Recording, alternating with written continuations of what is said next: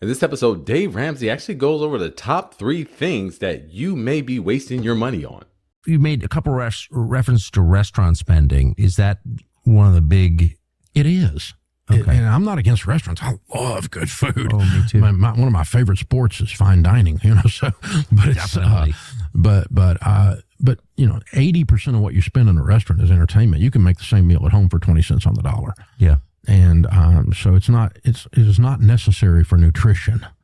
It is entertainment, and you don't go buy Broadway play tickets for $400 a piece when you're broke. My name is AB Ridgeway. This is another Ridgeway Report. And today we are talking about the 3 things that you are wasting your money on. And number 1 is probably no surprise, eating out. A lot of financial planners harp on this idea of always going out to eat. And I get the same kind of pushback. I'm working really hard. I'm tired. I don't feel like cooking, and that's fine.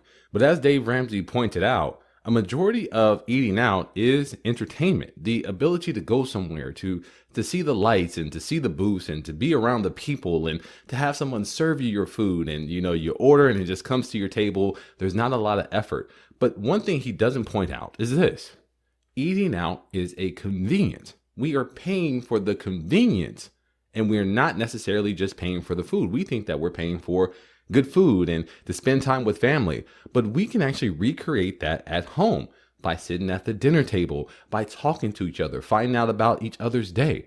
But the thing is, the trick here is that if we go out so much, it no longer becomes entertainment. It actually becomes a necessity.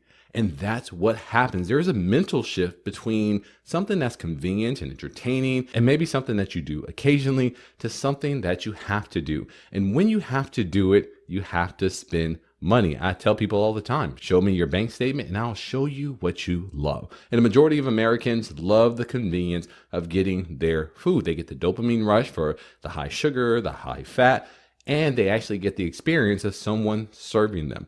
But if we can make that switch to eating at home, we can eat healthier. We can fix the meals that we want. We can still spend time with family. And the sad part, about millions and millions of Americans are running to fast food restaurants where they're not even getting the entertainment portion, which we're actually getting charged for, and bringing it home.